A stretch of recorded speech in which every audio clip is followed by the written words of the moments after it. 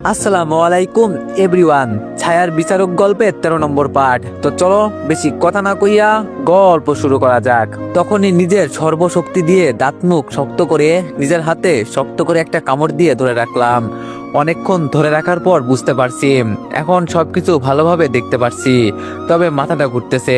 তাই আর দেরি না করে মাথা উঁচু করে উপরে তাকিয়ে সামনে লাঠি হাতে থাকা মানুষটাকে দেখে আমার বিশ্বাস হচ্ছে না যে এই মানুষটা আমার সাথে এমন বেইমানি করবে। তাকে নিজের ভাইয়ের মতো ভাবতাম, অথচ সেই মানুষটাই আমার সাথে বেইমানি করলো। আমি কাপা কাপা গলায় বললাম, জিসান তুই? জিসান বলল, আমি এখানে। আমি বললাম, তুই আমার সাথে এমনটা করতে পারলি? আমি তোকে নিজের ভাই মনে করতাম। জিসান বলল, কিন্তু নিজের ভাই তো আর না। আমি বললাম, তোর জন্য কি করিনি আমি? জিসান বলল, সরি বস, অনেক কিছু করলি, কিন্তু আমার কাছে টাকার থেকে বেশি আর কিছু হতে পারে না। নাসির তখনই নিজের নাক মুখের রক্ত মুছে আস্তে আস্তে উঠে দাঁড়িয়ে বলতে লাগলো, কিরে জিসান, এই মালটারে কেমনে চিনিস? জিসান বলল, ওই যে আপনি আমাকে টাকা দিয়ে যার খোঁজ খবর নিতে বলতেন, সে মানে ভিলেনের। জিসান বলল, বস, এই মালটাই হলো ভিলেন।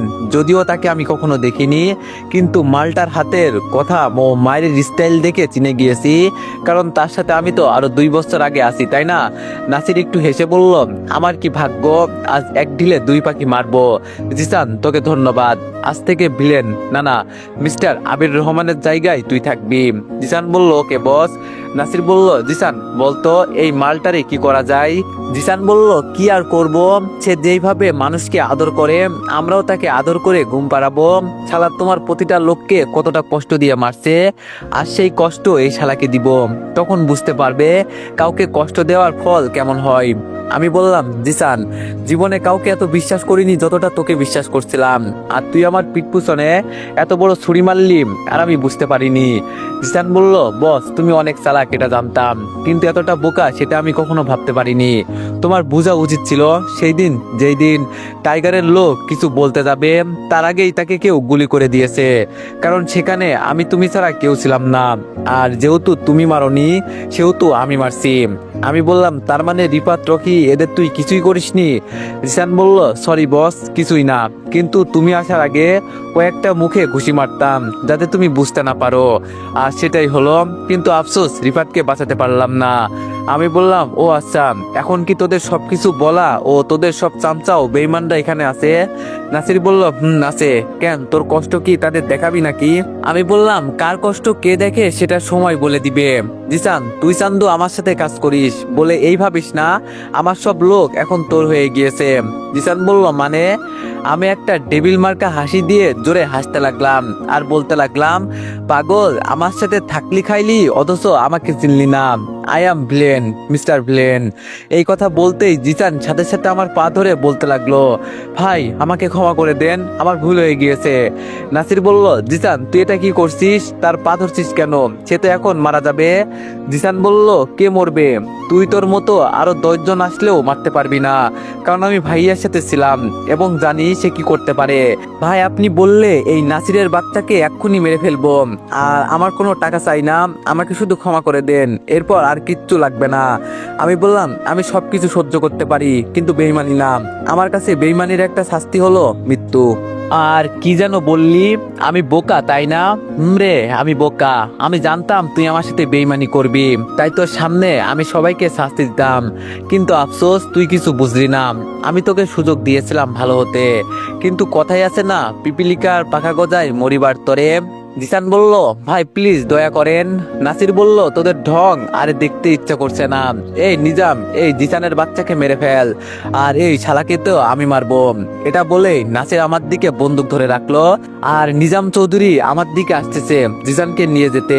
এই দিকে আমি এইসব দেখে একটা মুচকি হাসি দিতেই নিজামের দেহ সাথে সাথে মাটিতে লুটিয়ে পড়লো। এটা দেখে সেখানে উপস্থিত সবাই ভয় পেয়ে পিছিয়ে সরে গেল। জিসান বলল, নাসির এখনো সময় আছে, নিজের ভুল স্বীকার কর, তা নয়তো ওই যে পড়ে থাকা চামচার মতো অবস্থা হবে।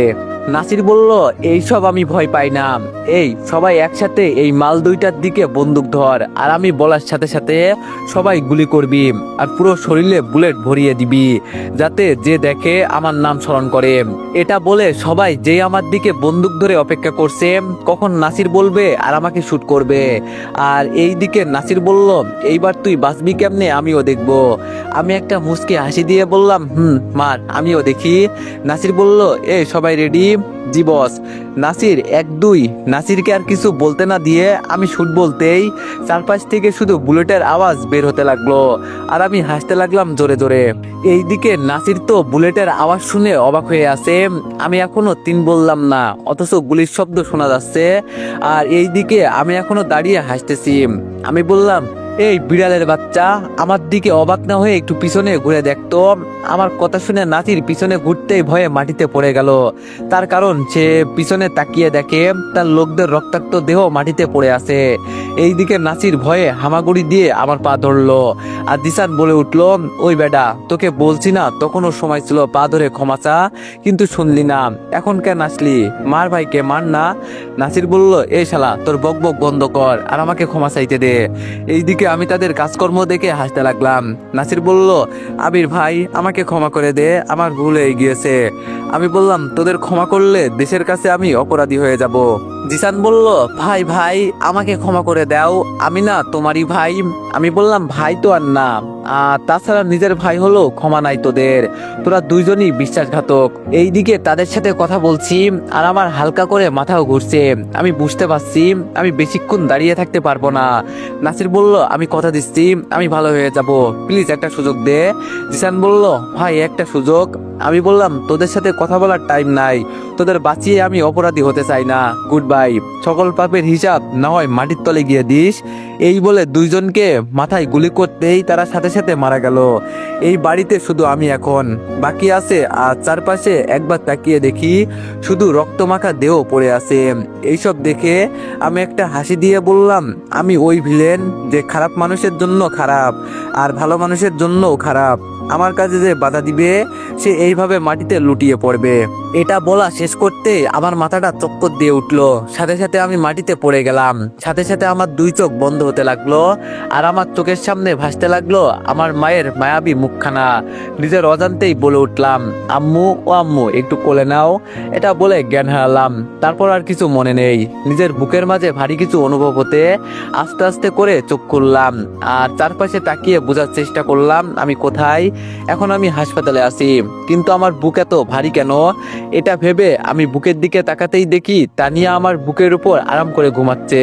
কি সুন্দর মায়াবী চেহারা, দেখলেই প্রাণ জুড়িয়ে যায়। ইচ্ছে করে সারা জীবন এমন ভাবে তাকিয়ে থাকি। তানিয়াকে কখনো এমন ঘুমন্ত ভাবে দেখিনি। আজ দেখে আমি তো তারপর আবার ক্রাশ খেয়ে গেলাম। ইস, আল্লাহ যদি এই সুন্দর মুহূর্তের সময়টা সারা জীবন অফ করে দেয়, তখন আমি তানিয়ার দিকে এমন ভাবে তাকিয়ে থাকবো, আর তানিয়া আমার বুকে সুন্দরভাবে ঘুমাবে। এই সব কিছু এক দৃষ্টিতে তানিয়ার দিকে তাকিয়ে ভাবছি। আর এই দিকে আমার শরীরের হালকা নড়াচড়া করতেই তানিয়ার ঘুম ভেঙে গেল। আর সে তাকিয়ে দেখে আমি তার দিকে একঢেলে তাকিয়ে আছি। তানিয়াও সেই সুন্দর মুহূর্তটা মিস করতে চায়নি, তাই সে আমার বুকে তার থুতনিটা রেখে আমার দিকে অপলক দৃষ্টিতে তাকিয়ে আছে। আমরা এখন একে অপরের দিকে তাকিয়ে আছি, কারো কোনো দিকে খেয়াল নেই। সরি, আমি ভুল সময় এসে পড়েছি। হঠাৎ করে দরজার পাশ থেকে উপরের কথাটা বলতেই আমাদের ধ্যান ভেঙে গেল, আর তানিয়া লজ্জায় আমার বুক থেকে মাথা সরিয়ে সুন্দর করে বসে পড়লো, আর মনে মনে গালি দিচ্ছে, রাফির বাচ্চা, তুই আর সময় পেলি না রুমে আসার? অনেকদিন পর জামাইয়ের মুখটা দেখতে লাগলাম মন ভরে, কিন্তু তাও দিলি না। আমি নিজেকে সামলে বললাম, আরে রাফি, তুই কেন ভুল সময় আসবি? একদম ঠিক সময় এসেছিস, আই বস। তানিয়া বলল, তোমরা বসো, আমি সকালের নাস্তা নিয়ে আসি। এটা বলে তানিয়া চলে গেল, আর রাফি আমার কাছে বসে বলল, এখন কেমন আছিস? আমি বললাম, এই তো ভালো, কিন্তু দোস্ত, সকালের নাস্তা মানে? রাফি বলল, তুই কালকে অজ্ঞান হয়েছিস, যে এই মাত্র জ্ঞান ফিরল। আমি বললাম, ও। রাফি বলল, দোস্ত, সরি রে, আমরা একটু দেরিতে আসার জন্য এইসব হয়েছে, তা না হলে তোর গায়ে একটু আসর পড়তে দিতাম না। কি করব বল, তুই কিছু না বলে চলে গেলি, তাই লোকেশন পেতে দেরি হয়েছে। আমি বললাম, আরে বন্ধুত্বের মাঝে নো সরি নো থ্যাঙ্কস, যা হয়েছে বাদ দে। তারপর রাফির সাথে কথা বলছিলাম, তখন আব্বু আম্মু ভাইয়া ভাবি রুমে ঢুকলো। আম্মু আম্মু তো সোজা আমার কাছে এসে আমার পাশে বসে আমার গালে কপালে চুমু দিয়ে কান্না করতে করতে বললাম, এই তুই বুঝিস না কেন? তোর কিছু হলে আমি বাঁচবো না, তারপরও একা ওইখানে গেলি কেন?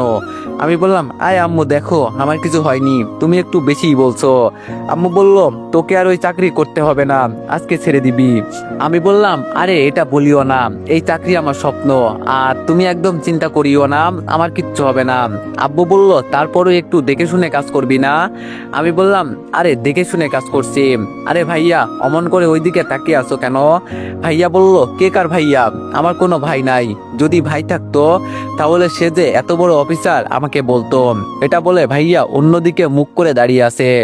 আমি বললাম, আমি নিজেই ছিলাম সিক্রেট, তাই বলিনি। এতে যদি কেউ আমাকে ভাই না মানে আমার কিছু করার নাই, আমি কারো ভাই না।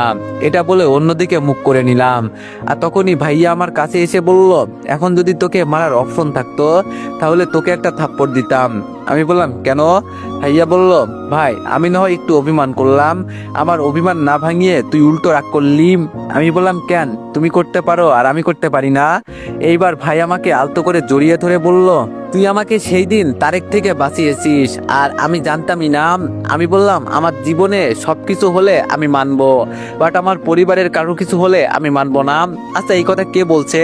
ভাইয়া বলল, কি আবার রাফি? এই কথা বলতেই আমি রাফির দিকে রাগী দৃষ্টিতে তাকিয়ে থাকলাম।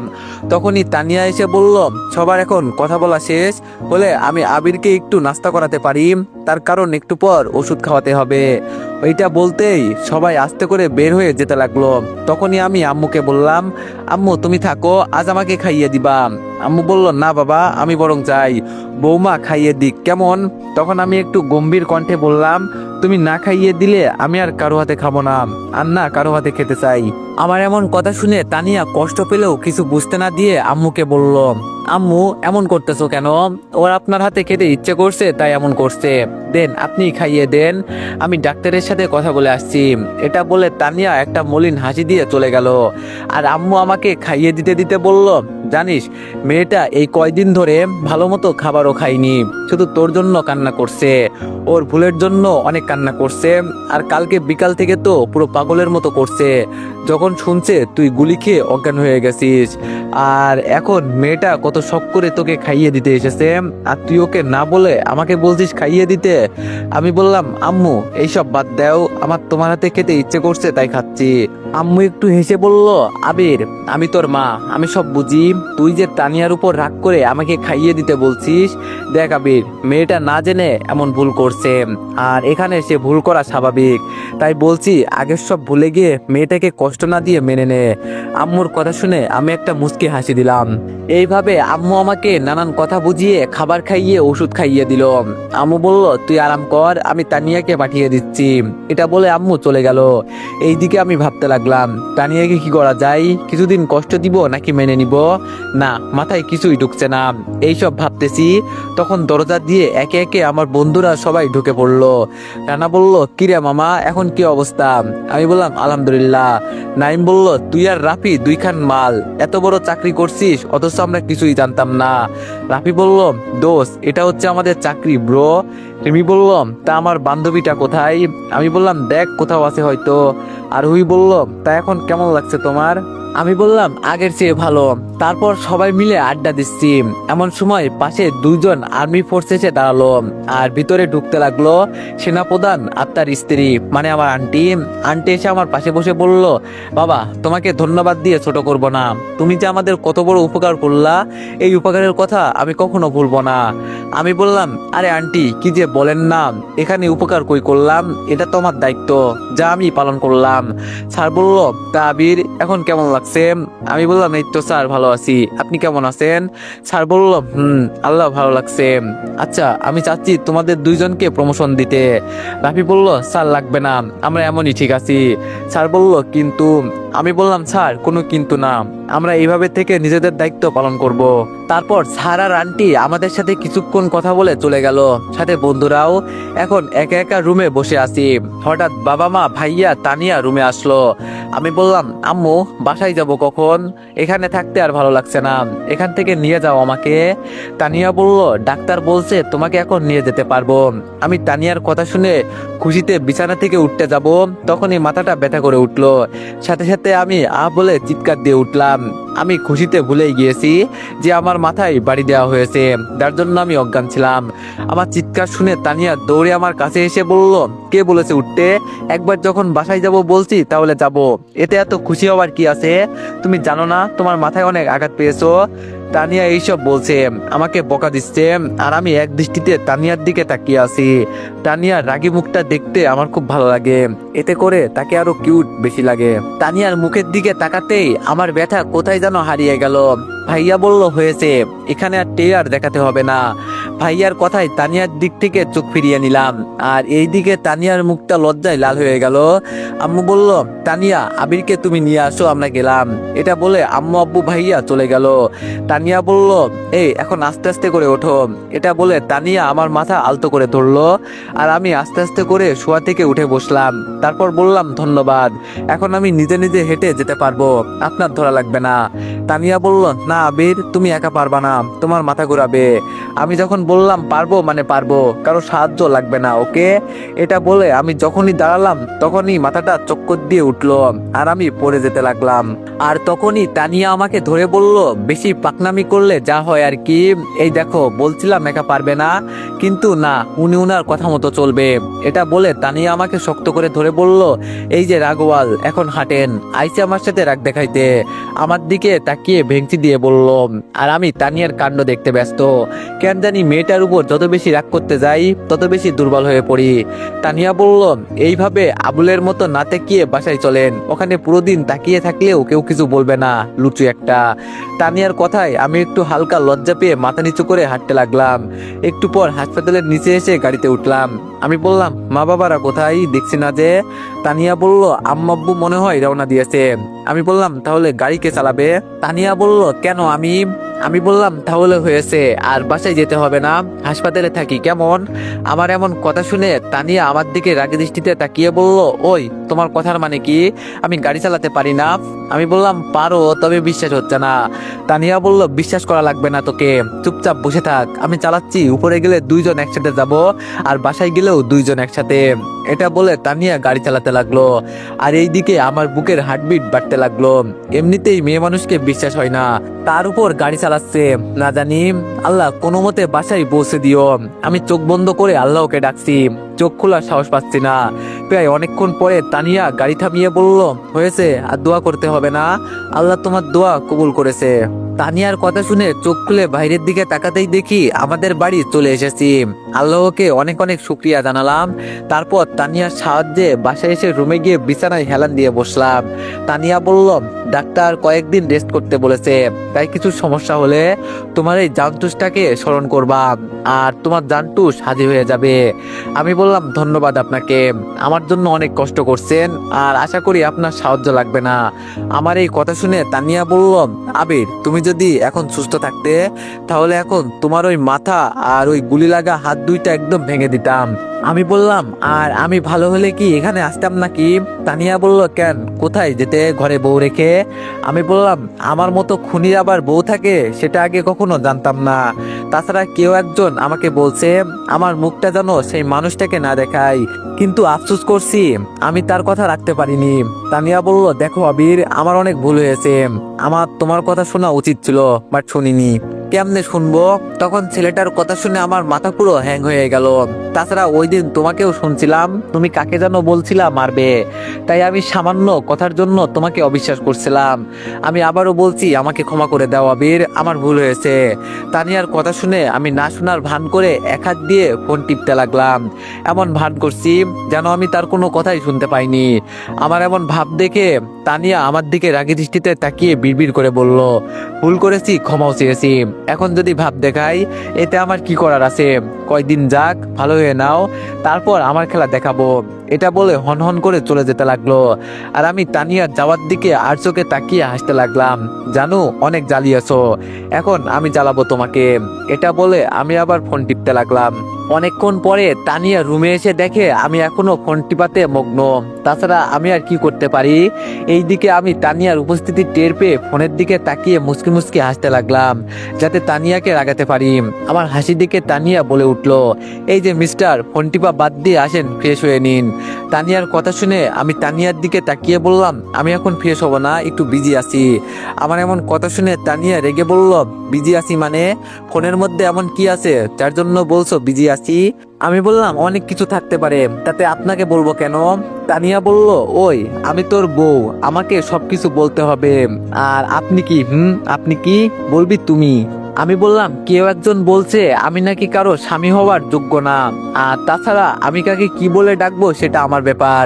আমার কথা শুনে তানিয়া রেগে আমার দিকে তেড়ে এসে আমার কলার ধরতে গিয়েও না ধরে বলল, ইচ্ছে করছে এক্ষুনি মেরে সোজা করে দিতে, কিন্তু বেঁচে গেলে অসুস্থতার জন্য। দুপুর হয়ে এলো, ফ্রেশ হতে হবে, আমি তোকে ফ্রেশ করিয়ে দিচ্ছি। আমি বললাম, আপনি কেন ফ্রেশ করিয়ে দিবেন? আমি কি নিজে নিজে পারি না ফ্রেশ হতে, নাকি আমার হাত পা নেই? আমার কথা শুনে তানিয়া দাঁত বের করে একটা জোরে হাসি দিল। আমি বললাম, হাসতেছেন কেন? আমি কি কোনো জোকস বললাম? তানিয়া বলল, দাঁড়াও একটু হেসে নি। আমি তানিয়ার হাসি দেখে বললাম, মুখ বন্ধ করে হাসেন, তা না হলে মাছি ঢুকে যাবে মুখে। তানিয়া বললাম, তারপরও একটু মন খুলে হাসতে তো পারছি। আমি এই বছরের সেরা জোক শুনলাম। আচ্ছা, একবার নিজের দিকে তাকিয়ে দেখতো শোনা। আমি তানিয়ার কথা মতো নিজের দিকে তাকিয়ে দেখলাম আমার বাম হাত গুলি খাওয়ার কারণে ব্যান্ডেজ করা, ডান হাতে হালকা চোট পেয়েছি, শরীর আর অনেক জায়গায় হালকা ব্যান্ডেজ আছে, আর মাথাতে তো আছেই। এইসব দেখে তানিয়ার দিকে আবুলের মতো তাকিয়ে বললাম, দেখলাম, কি হয়েছে? তানিয়া বলল, যে কিনা নিজের হাতে খাবার খেতে পারে না, অন্যের সাহায্য ছাড়া চলতে পারে না, সে কিনা আবার ফ্রেশ হবে। এখন বেশি ভাবনা নিয়ে আমার সাথে চলো, ফ্রেশ করিয়ে দিচ্ছি। আমি তানিয়ার কথা শুনে মুখটা মলিন করে দিলাম, ওকে টাইট দিতে গিয়ে নিজেই বোকা হয়ে গেলাম। তানিয়া বলল, হয়েছে, জ্বালানোর আরো অনেক সময় পাবে, এখন আসো তো ফ্রেশ করিয়ে দিই। এটা বলে তানিয়া আমাকে ধরলো, আর আমি আস্তে আস্তে বিছানা থেকে উঠে পড়লাম। তারপর তানিয়া আমাকে ধরে ওয়াশরুমে নিয়ে গিয়ে হাত পা আলতো করে ভিজা রুমাল দিয়ে মুছে দিতে লাগলো। আর আমি তাকিয়ে আছি তানিয়ার দিকে, কি সুন্দর করে আমাকে আদর করে হাত পা মুছিয়ে দিচ্ছে। এমন ভাবে যদি প্রতিদিন ফ্রেশ করিয়ে দেয়, তাহলে আমি সারা জীবন এইভাবে থাকতে প্রস্তুত। এইবার থেকে অপরাধীদের সাথে কথা বলার আগে মাস শুরু করব, আর হালকা ব্যথা পেয়ে হাতে পায়ে ব্যান্ডেজ করে বাসায় আসবো, আর বউয়ের হাতে আদর পাবো। আহা, বউয়ের হাতে খেতে পারবো, বউ গোসল করিয়ে দিবে, ফ্রেশ করিয়ে দিবে, আর হাত ধরে হাঁটাবেও। আহা বীর, তোর মাথায় এত বুদ্ধি আসে কোথা থেকে? আমি এইসব তানিয়ার দিকে তাকিয়ে ভাবছি, তখন তানিয়া বলে উঠলো, এই যে মিস্টার, আপনার তাকানো শেষ হলে এখন আপনাকে রুমে নিয়ে যেতে পারি? তানিয়ার কথায় লজ্জা পেয়ে চোখ সরিয়ে নিলাম। তানিয়া আমাকে রুমে নিয়ে যেতেই বিড়বিড় করে বলতে লাগলো, এখন অনেক রোমান্টিক ভাবে আমার দিকে তাকিয়ে থাকবে, আর একটু পরে আবার আমার সাথে ভাব দেখাবে, ইচ্ছে করে হাত পা যেগুলো ভালো